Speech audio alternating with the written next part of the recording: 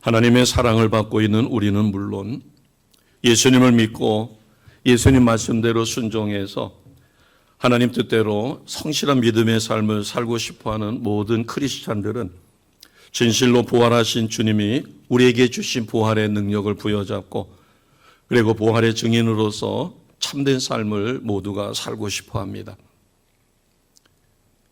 그런데 안타까운 것은 주님의 부활과 나도 부활할 것이 머리로는 믿어져요. 이해는 됩니다. 그런데 안타깝게도 삶 속에서 누리기가 쉽지 않죠. 그것이 우리의 딜레마가 되기도 합니다. 그런데 성경 말씀을 보면 우리들만 그런 것이 아니라 주님을 따르던 제자들도 그런 적이 있었다는 사실입니다. 36절을 보겠습니다. 36절은 우리가 읽지 않았기 때문에 같이 선포합니다. 이 말을 할 때에 예수께서 친히 그들 가운데 서서 이르시되 너희에게 평강이 있을지어다 하시니. 아멘. 부활하신 예수님께서 그날 저녁에 늦은 시간에 제자들을 찾아오셨어요. 그리고 그들이 불안에 떨고 있는 것을 아셨기에 그들 마음에 평강이 있으라 이렇게 축복해 주셨습니다. 십자가에 죽으시고 무덤에 장사 지낸 지 3일이 지났어요. 죽으셨던 예수님이 부활하셔서 찾아온 것입니다. 그럼 우리가 상식적으로 생각할 때 얼마나 제자들은 기쁘고 감격스러웠을까요? 그런데 뜻밖의 제자들의 반응이 37절입니다. 같이 하겠습니다. 그들이 놀라고 무서워하여 그 보는 것을 영으로 생각하는지라. 아멘. 예수님은 살아생전에 제자들에게 수없이 자신이 십자가에 죽으실 것과 하나님의 희생의 어린 양으로 십자가에 죽으시지만 반드시 3일 만에 살아나실 것을 가르쳐 주셨고 또 그들이 알 만큼 이야기를 하셨어요. 그런데 정작 부활하신 주님이 늦은 밤에 제자들을 찾아왔을 때 제자들은 놀라고 무서워했습니다.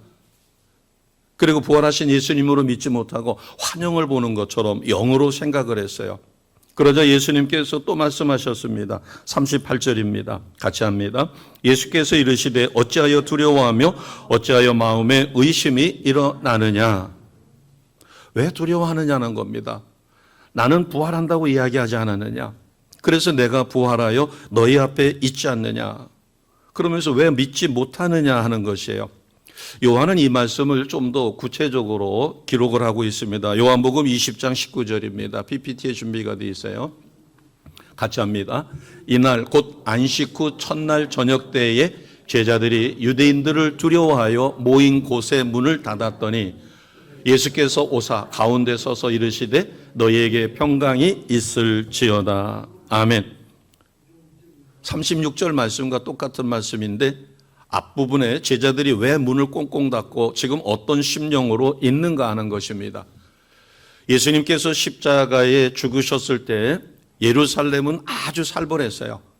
그래서 누구든지 예수의 제자여 예수의 도당이라고 낙인 찍히면 잘못하면 끌려가서 두들겨 맞을 수도 있고 때로는 목숨을 잃을 수도 있는 살벌한 상황이었어요.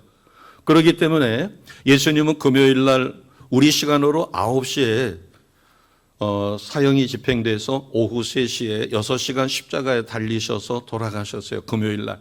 그래서 금요일 하루, 토요일 하루, 그리고 토요일은 유대인들의 안식일이었습니다. 그래서 요한복음 20장 19절 앞에 보면 이날 곧 안식 후 첫날 새벽에 살아나셨어요. 그리고 제자들을 찾아온 것은 저녁 때 찾아오셨어요.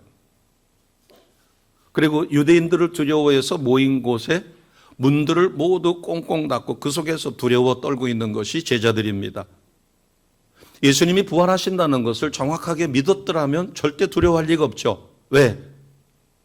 하나님의 계획이 착착착착 진행되고 있다라고 하는 기쁨이 속에 있을 것이에요. 물론 사랑하는 스승이 십자가에서 험하게 고난 가운데 죽으신 것은 마음 아픈 일이지만 그러나 부활하실 주님을 곧 만난다는 확신이 있었더라면 두려워할 일도 그리고 마음에 의심이 일어나서 예수님의 부활하신 예수님이 앞에 있는데 영인 줄로 생각할 리는 없겠죠. 우리뿐만 아니라 예수님의 제자들도 이럴 때가 있었다는 겁니다. 언제까지요? 부활을 체험하기까지.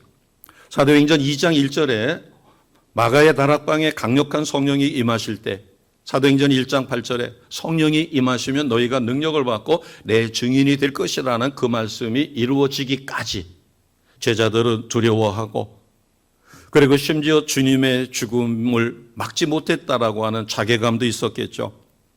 그리고 십자가 밑에는 여인들만 있었습니다. 제자들은 뿔뿔이 흩어졌고 심지어는 도망치고 베드로는 주님을 3번이나 부인했어요. 이런 죄책감이 그들을 억눌렀을 것입니다. 주님의 장례는 아리마대의 요셉이라고 하는 사람이 자기의 쓰지 않는 무덤을 이용해서 주님의 시신을 모셨고 겨우 장례를 치렀다고 봐야 할 것이에요. 그런데 그들은 막막했을 것입니다. 그러니까 기도도 어려웠을 테고 찬양은 더더욱 어려웠겠죠. 제자로서 예수님을 3년이나 따라다니며 동고동락을 했지만 막상 주님이 십자가에 죽으신 그 사실만은 분명하기에 이제 앞으로 어떻게 살아야 할지 막막하며 어떤 대책이 있는 것도 아닐 것이에요. 부활을 믿지 못했으니까 소망이 끊어졌다라고 판단할 수도 있을 것입니다. 그렇기 때문에 예루살렘의 그 살벌한 분위기 때문에 숨을 죽이고 숨어 있을 수밖에 없었어요. 이것이 예수님의 부활 당시의 제자들의 모습입니다. 3년이나 주님을 따라다니며 동고동락하고 어느 누구보다도 말씀으로 주님 앞에 잘 훈련받았던 제자들인데, 이 누가복음 24장 전체를 살펴보면 부활하심과 부활 이후에 예수님께서 하신 일, 제자들에게 사명을 주고 그리고 제자들에게 부활을 가르쳐서 믿게 만들어 주시고 그리고 축복하신 가운데 승천하시기까지의 과정이 기록되어 있습니다. 누가복음 24장을 잘 아시는 분은 1절에서 12절이 부활하실 그 당시의 상황이에요. 한마디로 이야기하면 제자들이 두려워하고 부활을 믿지 못하는 그 모습이 기록되어 있습니다. 13절에서 35절은 엠마오로 내려가는 두 제자의 모습이 나옵니다. 예루살렘의 그 살벌함을 그들은 피하고 싶었겠죠. 두려웠겠죠. 그래서 엠마오라고 하는 마을로 가고 있는 중에 예수님을 만납니다. 그런데 예수님이, 부활하신 예수님이 그들과 동행하지만 예수님이 그들의 눈을 열어주고 마음을 열어주기까지 예수님이신지를 몰랐다. 그러나 예수님이신 것을 알고 나서는 그들의 마음이 뜨거워져 엠마오로 내려가던 그 길을 그 늦은 깜깜한 밤에 다시 예루살렘으로 올라가는 그와 같은 큰 믿음을 보입니다. 이게 13절에서 35절 말씀이에요. 그리고 36절서부터 53절 중에 49절까지는 예수님이 11제자에게 나타나신 모습이에요. 그리고 부활을 확신시켜 주시는 겁니다. 그리고 50절에서 53절은 제자들을 축복하신 후에 승천하시는 그 기록입니다. 예수님께서는 제자들이 부활의 사실을 믿지 못할 것을 아셨어요. 여기에 우리에게 소망이 있습니다. 내가 아직도 부활의 능력을 소유하지 못하고 매의 순간 감사하며 하나님 뜻대로 살지 못하고 있다면, 자 45절을 보겠습니다. 45절 같이 갑니다. 이에 그들의 마음을 열어 성경을 깨닫게 하시고. 아멘. 여기서의 마음이라고 하는 것은 우리의 하트라고 하는 그거 심령이라고 이야기하면 좋겠죠. 내가 예수님을 믿는 그 순간 나의 사람의 영은 하나님의 은혜 가운데 살아납니다. 그래서 내 영이, 사람의 영이 있기 때문에 성령께서 말씀하시는 것을 알아들을 수가 있어요. 내주하시는 거죠. 성령께서 나의 마음속에. 그래서 46절을 보면 그들의 마음을 열어주었다. 그래서 성경을 깨닫게 하셨다. 내가 내 마음을 내 마음대로 열지를 못합니다. 머리로는 믿어지는데, 내가 진실로 죄인이라는 것이 머리로는 믿어지는데 그것을 진실로 고백하여 하나님 앞에 온전한 회개를 통하여 구원의 확신과 구원의 감격 속에 살아가는 것은 내 힘으로 되지를 않죠. 그래서 예수님께서는 46절에 45절에 그들의 마음을 열어주셨다. 그리고 성경을 깨닫게 하셨다. 우리의 마음이 열리고 성경이 깨달아지는 은혜를 누리시기를 주님의 이름으로 축복합니다. 아멘. 그러면 도대체 무엇을 깨닫게 하셨을까? 44절을 봅니다. 44절에 보면 크게 세 가지가 있어요. 첫째는 모세의 율법을 깨닫게 하신 거예요. 두 번째는 선지자의 글을 깨닫게 하셨어요. 그리고 시편에 수없이 메시아이신 예수를 증거하고 있는 그것을, 그래서 44절에 보면 모세의 율법과 선지자의 글과 시편에 나를 가리켜 기록된 모든 것이 이루어져야 된다. 이것을 가르쳐 주신 것이에요. 그러면 먼저 모세의 율법이라고 하는 것은 창세기, 출애굽기, 레위기, 민수기, 신명기, 그중에서 창세기 3장 15절에 보면 여인의 후손이 뱀의 머리를 깨트릴 것이고, 여기서 뱀은 사탄이죠. 그리고 사탄은 여인의 후손의 발뒤꿈치를 상하게 할 것이다. 창세기 3장 15절은 메시아께서 이 땅에 오실 것을 말씀하신 것인데, 이게 모세의 율법이죠. 창세기 말씀이니까. 자, 이 모세의 율법을 빌립은 어떻게 썼는가? 우리가 어떻게 사용해야 되는가? 자, 요한복음 1장 45절을 보겠습니다. 요한복음 1장 45절이에요. 같이 합니다. 빌립이 나다나엘을 찾아 이르되 모세가 율법에 기록하였고 어떤 선지자가 기록한 그 일을 우리가 만났으니 요셉의 아들 나사렛 예수니라. 아멘. 하나님께서는 모세의 율법을 통하여, 모세오경, 모세의 율법을 통하여, 그리고 선지자들의 예언을 통하여, 그리고 시편의 기록을 통하여 메시아이신 예수가 이 땅에 오실 것인데, 그분이 바로 누구라는 거예요? 나사렛 예수, 요셉의 아들이다. 이분이 바로 메시아다. 이렇게 소개를 하고 있는 것입니다.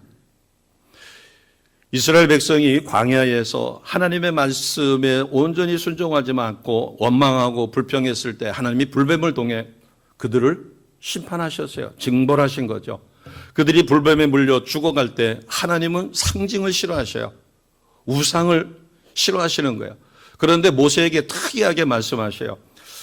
민수기 말씀을 보면 민수기 21장 9절이죠. 모세야, 그 노뱀의 모습을, 불뱀의 모습을 노수로 만들어라. 그래가지고 장대 끝에 매달아라. 그리고 그것을 높이 치켜들고 백성들로 하여금 그것을 바라보게 하라. 그러면 불뱀에 물린 것이 치료될 것이다. 참으로 특이한 방법으로, 그래서 불뱀을 노수로 만들어 장대 끝에 달아가지고 그것을 높이 들어 쳐다보게 했을 때 그것을 후에 오실 메시아이신 예수 그리스도를 예표하는 거죠. 그러니까 성경은 곳곳에 메시아께서 어떻게 십자가 위에 나무 꼭대기에 매달린 것처럼 십자가에 죽으셔야 될 것을 말씀하셨어요. 그래서 지금 예수님께서는 모세의 율법, 그 다음에 선지자의 글입니다. 선지자의 글은 사무엘하라든가 이사야라든가 등등 여러 가지가 있죠. 이런 말씀을 통하여, 그리고 시편 말씀입니다. 시편 말씀에 우리가 잘 기억하고 알고 있는 것 중에 시편 118편 22절에 보면 건축자가 버린 돌이 진모퉁이의 머릿돌이 되었다. 예수님께서 또 활용하셨죠. 자, 46절을 보겠습니다. 첫 번째는 모세의 율법, 그 다음에 선지자의 글, 시편에 기록된 메시아, 십자가에 죽으실 것을 가르쳐 주신 것이에요. 두 번째는 46절입니다. 46절 같이 합니다. 또 이르시되 이같이 그리스도가 고난을 받고 제3일에 죽은 자 가운데서 살아날 것과, 그리스도가 고난을 받으실 것, 그리고 제3일에 부활하실 것, 이것을 가르쳐 주셨어요. 세 번째 가르쳐 주신 것은 47절입니다. 같이 하겠습니다. 또 그의 이름으로 죄사함을 받게 하는 회개가 예루살렘에서 시작하여 모든 족속에게 전파될 것이 기록되었으므로. 아멘. 죄사함을 받게 하는 회개, 그리고 이것이 예루살렘에서 시작해서 모든 족속에게 전파되어야 된다. 그러면 죄사함에 이르게 하는 회개는 어떤 것일까? 자, 사도행전 2장 38절 말씀 우리가 같이 하겠습니다. 같이 합니다. 베드로가 이르되 너희가 회개하여 각각 예수 그리스도의 이름으로 침례를 받고 죄사함을 받으라. 그리하면 성령의 선물을 받으리니. 아멘. 구원받기 위하여는 진실한 회개가 이루어져야 합니다. 내가 세상에서 아무리 거룩하게 살았더라도 우리는 하나님 말씀에 비추어 하나님 앞에서는 모두가 죄인이 원죄가 있기 때문에 그래요. 자범죄뿐만 아니라. 그래서 회개하여 구원받고 예수 그리스도의 이름으로 침례를 받고 죄사함을 받으면 반드시 성령이 내 안에 내주하게 됩니다. 성령의 기름 부으심을 받게 돼요. 이것이 죄사함을 받게 하는 회개입니다. 예수님은 이렇게 제자들에게 자세하게 말씀하셨어요. 성경에 기록된 모든 것이 이루어져야 되고 46절처럼 그리스도는 고난을 받고 3일 만에 죽은 자 가운데서 다시 살아나시고 47절처럼 죄사함을 받게 하는 회개가 예루살렘에서 모든 족속에게 전파되는데 이것을 누가 해야 되느냐? 너희가 해야 된다. 그래서 말씀하신 것이 48절입니다. 이것은 오늘 우리에게도 명령하시는 거죠. 48절 우리가 아멘으로 봤습니다. 시작. 너희는 이 모든 일의 증인이라. 아멘. 이 모든 일의 증인으로 우리가 살아가게 하기 위하여 그래서 제자들에게 무턱대고 너 증인으로 살아 이게 아니라 그러기 위해서 주님은 약속하셨어요. 어떤 약속일까요? 자, 그 밑에 보겠습니다. 49절. 49절에 보면 위로부터 무엇이 입혀질 때까지 이 성에 머물라고 그랬어요? 위로부터 능력이 입혀질 때까지 약속하셨고 그 약속은 사도행전 2장 1절에 이루어졌습니다. 아멘. 이 모든 일에 증인으로 살게 하기 위하여 너희가 위로부터 능력이 임할 것인데 그게 바로 성령이죠. 보혜사 성령을 너희에게 보내겠다. 그 성령을 받으라. 그러면 너희가 능력자가 되어 주님이 원하시는 온전한 삶을 살아가게 됩니다. 아멘. 그 약속은 이미 이루어졌어요. 그래서 우리가 그것을 받은 것입니다. 이것을 요한복음 14장 26절에는 우리에게 이렇게 말씀합니다. 같이 하겠습니다. 보혜사 곧 아버지께서 내 이름으로 보내실 성령 그가 너희에게 모든 것을 가르치고 내가 너희에게 말한 모든 것을 생각나게 하리라. 아멘. 성령을 받지 아니하면 위로부터 능력이 임하지 않으면 주님이 주신 사명을 감당할 수가 없죠. 그렇기 때문에 제자들은 이 말씀, 이 약속을 믿고 기다려야 합니다. 능력을 받아야 되는 거죠. 이것이 급선무예요. 능력을 받지 않으면 무엇을 하든 간에 실패를 합니다. 모세가 40이 되어 자기 동족을 위하여 무엇인가 해보려고 했다가 오히려 병사를 쳐서 모래에 파묻는 살인자가 되었고 그로 인하여 광야로 도망칠 수밖에 없었어요. 미디안 광야에서 40년 동안 하나님의 특별한 방법으로 훈련받고 80이 되었을 때 하나님의 방식으로 그는 위대한 민족의 지도자로 쓰임을 받습니다. 우리가 예수님을 진실로 나의 구원자여 주님으로 영접할 때 먼저 회개의 영이 부어져 진실로 회개하죠. 교만했던 거, 하나님 뜻대로 살지 못했던 거, 나에게 복음을 전하는 그를 무시하고 저 무지랭이가 나한테 복음을 전해 하나님을 전해 심지어는 구타를 하거나 소금을 뿌리거나 물을 끼얹거나 그런 악한 짓을 했던 이런 모든 것을 철저히 회개할 때 주의 성령이 임하며 우리는 예수님을 인격적으로 영접하게 되고 진실한 하나님의 자녀가 됩니다. 아멘. 하나님의 말씀을 믿는 자는 반드시 그 약속을 이루어질 때까지 끈질기게 붙들고 하는 것이에요. 그런데 안타까운 것은 이 능력은 인위적으로 되지 않는다는 거예요. 베드로가 무지한 사람이었어요. 그들이 보기에도 갈릴리 바닷가에서 고기 잡던 사람이었어요. 그럼에도 불구하고 베드로가 말씀을 전하고 사람들이 회개하고 능력이 나타나고 병자가 일어나고 이런 능력이 나타나니까 그곳에서 사마리아의 마술쟁이 시몬이라고 하는 사람이 베드로의 그 능력을 돈으로 주고 살려고 했어요. 참 무지한 거죠. 능력은 돈으로 되지도 않습니다. 내가 노력한다고 되는 것이 아니에요. 하나님의 은혜 가운데. 그래서 우리가 이렇게 모여 예배드릴 수 있는 이것 자체가 기적 중에 기적입니다. 오늘 이 말씀이 들려지고 있다면 하나님은 벌써 내 마음을 열어주신 것이에요. 하나님이 말씀을 열어주지 아니하고 내 마음을 열어주지 않으면 수없이 마이크 소리가 들리는데도 불구하고 하나도 깨닫지를 못하는 거예요. 듣기는 들어요. 이해는 돼요. 그러나 예배 끝나고 나가면 다 잊어버리고 옛날 방식으로 또 돌아가는 거예요. 우리가 어디서부터 실패를 하는가? 하나님의 말씀을 듣고 그 말씀이 사모돼서 그 말씀을 어떻든 간에 실천하려고 노력할 때 노력해보면 얻어지는 게 있어요. 안 된다는 거죠.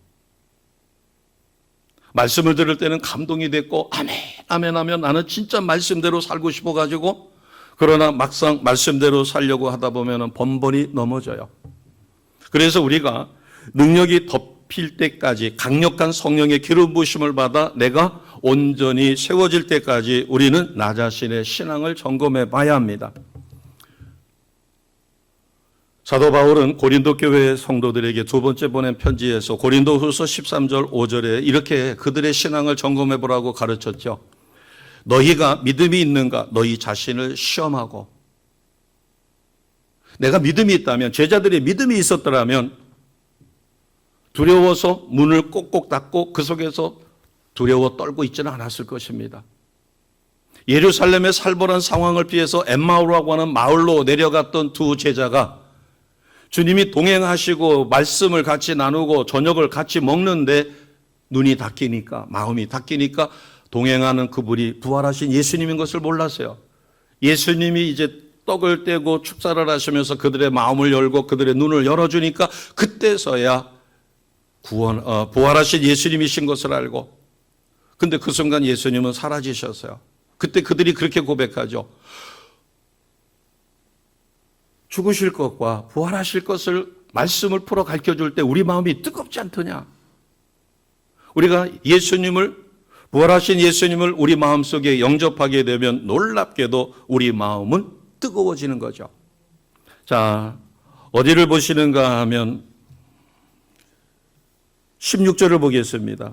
15절 16절 누가복음 24장 15절 16절이에요.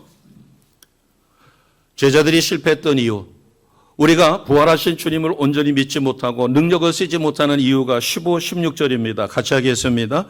그들이 서로 이야기하며 문의할 때에 예수께서 가까이 이르러 그들과 동행하시나 그들의 눈이 가려져 그인 줄 알아보지 못하거늘. 눈이 가려지니까. 어떤 분은 성경을 읽을 때 성경이 꿈틀꿈틀 살아서 역사하여 아멘 아멘 하며 성경 말씀을 기쁨으로, 때로는 너무 슬퍼서 그리고 성경 말씀에 감동받지요. 그래서 꿀송이처럼 달라 이렇게 이야기합니다. 그런데 어떤 분에게는 성경은 몇 줄 읽으면 수면제처럼 잠이 쏟아져요. 그래서 수면제로 쓴다고 농담도 하죠. 제자들이 실패하는 이유, 우리가 실패하는 이유가 첫째가 눈이 가리워져 있다는 거죠. 18절에서 24절을 보면 이성적으로 글로바라고 하는 제자가, 아니 당신은 예루살렘에 있다고 하면서 예루살렘에 벌어진 일을 몰랐느냐? 예수님이 십자가에 죽으시고 그리고 부활하신다라고 이야기하신 그 사실을 머리로 이성적으로 판단한 것이에요. 그리고 25절에서 27절을 보면 언약의 말씀을, 예언의 말씀을 확신하지 못한 것입니다.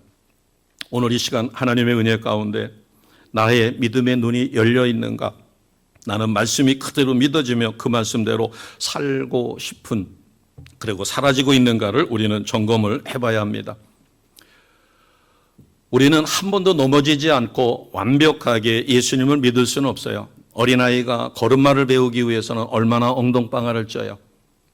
유명한 스케이트 선수가, 피겨 선수가 그 경지에 오르기까지 얼마나 넘어지고 엉덩방아를 찢고 심지어는 부상을 입어요. 우리가 하나님 앞에 실패하는 것을 두려워할 이유는 없습니다. 왜냐하면 이런 실패, 제자들도 주님이 부활하실 것을 믿지 못하기 때문에 두 제자는 예루살렘의 살벌한 상황을 피하여 엠마오로 도피하고 있었고, 나머지 제자들도 두려워서 문들을 모두 닫고 그 속에서 숨죽이며 두려워하고 있었던 거죠. 베드로 목사님은 우리에게 이렇게 가르쳐 줍니다. 베드로전서 1장 7절 말씀이에요. 같이 하겠습니다. 같이 합니다. 너희 믿음의 확실함은 불로 연단하여도 없어질 금보다 더 귀하여 예수 그리스도께서 나타나실 때에 칭찬과 영광과 존귀를 얻게 할 것이니라. 아멘. 믿음의 확실함, 불로 연단해도 없어질 금보다 더 귀하다. 그렇기 때문에 예수님께서 재림하실 때 칭찬과 영광과 존귀를 얻게 될 것을 우리는 확실히 믿습니다. 왜? 우리가 넘어지고 실패하고 그럴 때마다 주님 앞에 회개하고 기도했더니 하나님이 나를 다시 일으켜 세워 주십니다. 그래서 우리는 갓난아기가 엄마의 젖을 사모하듯이 하나님의 신령한 젖을 사모해야 합니다. 그래서 우리가 전효인 하나님 앞에서 말씀을 묵상하고 일정한 양을 읽고 그리고 내가 하루에 얼마만큼 기도하는가를 기록하며 매일매일 체크하여 일주일의 삶의 열매를 헌금과 함께 전교인 하나님 앞에서를 하나님 앞에 드리는 그 일을 우리는 오랜 시간 10년 이상 지금까지 하고 있어요. 왜? 말씀을 사모해야 하니까. 영의 양식이 되는 하나님의 말씀을 항상 사모하고 그 말씀이 머리로 이해되는 게 아니라 확신 속에 나의 삶에서 이루어져야 합니다. 아멘. 갓난아기가 엄마의 젖을 먹지 않으면 성장할 수가 없죠. 우리가 하나님의 말씀을 먹고 그 말씀대로 사라지지 않는다면, 그래서 우리에게 가르쳐 주는 것이 쉬지 않고 기도하라고 가르쳐 줍니다. 영적인 호흡, 기도를 쉬지 않는 거죠. 내가 필요가 있었을 때 청구서처럼 기도하는 게 아니라 우리는 때로는 내가 확실하게 아는 것임에도 불구하고 하나님 앞에 물어보기도 하고 하나님의 뜻을 구하기도 하고 하나님의 말씀으로 믿어졌지만 그것이 정말로 하나님의 말씀, 이것을 붙들고 내가 이렇게 결단하고 행동을 해야 할 것인가도 하나님 앞에 여쭤보는 거죠. 그래서 우리가 다윗을 사랑합니다. 말씀 속에 실천이 이루어질 수 있도록. 그래서 행함이 없는 믿음은 죽은 믿음이라고 이야기하죠. 자, 그러면 우리가 신앙을 다시 한번 점검해 봐야 합니다. 부활의 능력은 거저 얻어지는 게 아니고 성령의 기름 부으심만으로 얻어지는 것이 아니라 거기에 나의 수고함도 있어야 돼요. 왜냐하면 우리가 승승장구할 때 주님이 찾아오셔도 우리는 반응을 보이지 않습니다. 제자들이 만약에 밤새도록 물고기를 잡았는데 한 마리도 잡지 못하고 만선이 돼서 가득 배에 잡은 물고기를 싣고 왔었을 때 주님이 배 오른쪽에 그물을 던지라, 던지겠어요? 밤새도록 한 마리도 못 잡았을 때. 내가 수고하고 애쓰고 최선을 다했지만 남은 것이 하나도 없어요. 열심히 벌었지만 계산해 보니까 남은 것이 하나도 없고 내 인생이 공고할 때 우리는 주님을, 찾아오신 주님을 맞아들일 수가 있게 되죠. 31절을 보겠습니다. 31절입니다. 우리가 신앙을 점검할 것은 내 영안이 열려 있는가? 하나님이 나의 영안을 열어주시려고 하시는데 내가 과연 말씀을 듣고 말씀이 깨달아지고 말씀대로 살 수 있는 그런 신앙이 회복되어 있는가 점검해야 될 것이 31절입니다. 같이 합니다. 그들의 눈이 밝아져 그인 줄 알아보더니 예수는 그들에게 보이지 아니하시는지라. 아멘. 27절에 보면 모세와 모든 선지자의 글로 시작하여 모든 성경에 쓴 자기에 관한 것을 자세히 설명하셨어요. 왜 죽어야 됐고 왜 십자가에서 부활하셔야 되는가를 가르쳐 주셨어요. 27절에. 그런데도 그들이 깨닫지 못했는데 31절에 그들의 눈이 밝아져 그인 줄. 왜냐하면 16절에 보니까 주님이 같이 동행하면서도 그 동행하시는 분이 부활하신 주님인 것을 몰랐던 것은 16절에 뭐라고 그랬어요? 그들의 눈이 가려져 있어서. 그렇기 때문에 그들의 눈을 밝혀주시는 것이 31절입니다. 이 은혜를 누리시기를 주님의 이름으로 축복합니다. 나를 돌아봐야 돼요. 내가 하나님 말씀 성경을 읽을 때 정말 그 말씀이 살아서 꿀송이처럼 담가 그 말씀이 나를 감동시켜 내가 변화되고 있는가? 10년을 믿어도 20년을 믿어도 30년을 믿어도 내 신앙이 그 모양 그대로 있다면 이것은 눈이 열린 게 아니죠. 나의 착각 속에 세월만 지나간 거예요. 그래서 먼저 믿는 자 나중 되고 나중 믿는 자 먼저 된다고 주님이 말씀하신 거죠. 중요한 것은 31절처럼 눈이 밝아져야 합니다. 엠마오로 가던 제자들은 주님의 말씀을 듣고 그런 다음에 30절에 떡을 가지고 축사하시고 떼어 그들에게 주었다. 축복하실 때 그때 그들의 눈이 열려진 것입니다. 우리는 이미 예수님을 영접하여 하나님의 자녀가 되었습니다. 아멘. 자녀가 되지 않았다면 이 자리에 와서 예배를 드릴 리가 없죠. 억만금을 준다고 해도 이 자리에 올 수가 없습니다. 그런데 왜 내가 예수 믿고 하나님의 자녀가 되었고 하나님 뜻대로 살려고 노력하는데도 불구하고 나는 부활의 능력을 쓰지 못하며 삶의 현장에서 이것을 체험하지 못하는가? 그것은 영안이 닫혀 있기 때문이다. 그래서 31절 말씀처럼 눈이 밝아져야 한다. 자, 눈이 맑아지면 어떤 현상이 나타날까요? 32절입니다. 같이 합니다. 시작. 그들이 서로 말하되 길에서 우리에게 말씀하시고 우리에게 성경을 풀어주실 때에 우리 속에서 뭐가 어떻게 됐어요? 마음이 뜨겁지 않더냐.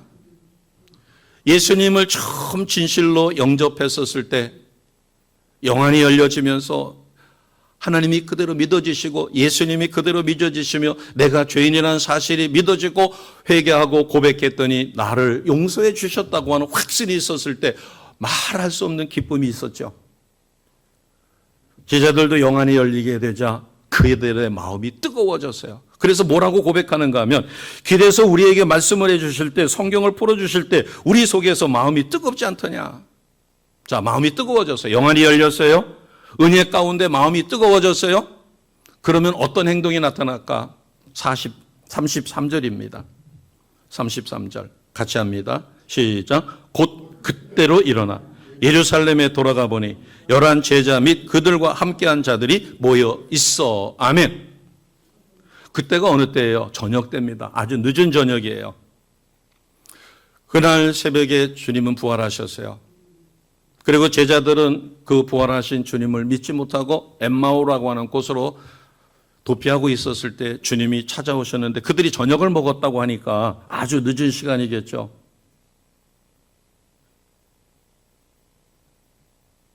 자, 29절을 보겠습니다. 29절 동행했던 주님을 강권해서 우리와 함께 여기서 머무시기를 원합니다. 그랬어요. 그때 때가 저물어 가고 날이 이미 기울었나이다. 그래서 30절에 보니까 같이 늦은 저녁을 드시는 거예요. 그런데 영안이 열리고 마음이 뜨거워지니까 그들은 엠마오로 가던 길을 그 늦은 시간에 돌이키고 어떻게 해요? 33절에 곧 그때로 일어나 예루살렘으로 돌아갔어요. 예루살렘이 어떤 곳인데요? 예수 믿는다고 낙인 찍히면 붙들려 가서 두들겨 맞기도 하고 잘못하면 목숨을 잃을 수 있어요. 죽음의 자리일 수도 있어요. 공포의 자리일 수도 있어요. 그런데 그 자리를 가는 겁니다. 마음이 뜨거워졌다는 것은 성령 충만함을 받았고 하나님의 말씀이 믿어지고 주님의 사랑을 인격적으로 체험하여 나의 삶 전체를 주님 앞에 드리기로. 그래서 아까 우리가 부름받아 나서니 이 찬양은 부를 때마다 울컥울컥하죠. 주님이 나를 불러주셨다는 사실만으로도 감사하고 그래서 제자들은 영안이 열리고 마음이 뜨거워지게 되자 성령의 감동을 받게 되자 곧 그때로 일어나 그 늦은 밤에 예루살렘에서 엠마오로 내려가는 길은 험합니다. 그런데 더군다나 엠마오에서 예루살렘으로 올라가는 그 길은 더 험해요.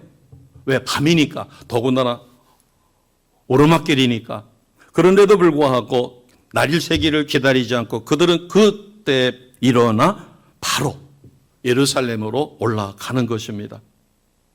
심령이 뜨거워진 제자들은 자기 뜻대로 걸어가던 발걸음을 멈추고 예루살렘으로 향하는 것이에요. 우리가 신앙생활에서 아주 중요하게 생각하는 것은 내가 빨리 이렇게 해서 하나님 앞에 헌신하고 봉사하고 충성하고 이것도 중요합니다. 그 열정도 중요하죠. 그러나 무엇을 하나님이 원하시는가 그 방향을 보는 거예요. 하나님은 서울에서 나를 콜링하셨어요. 얘야 이리로 오너라. 그런데 나는 잘못 알아듣고 지금 부산으로 열심히 달려가고 있다면 하나님이 부르신 방향과 정반대이죠. 엠마오로 가는 것이 아니라 예루살렘으로 가야 되는데 제자들은 엠마오로 가고 있다가 부활하신 주님을 만나 영안이 열리고 심령이 뜨거워지고 은혜가 충만하게 되자 예루살렘으로 올라가는 것이에요.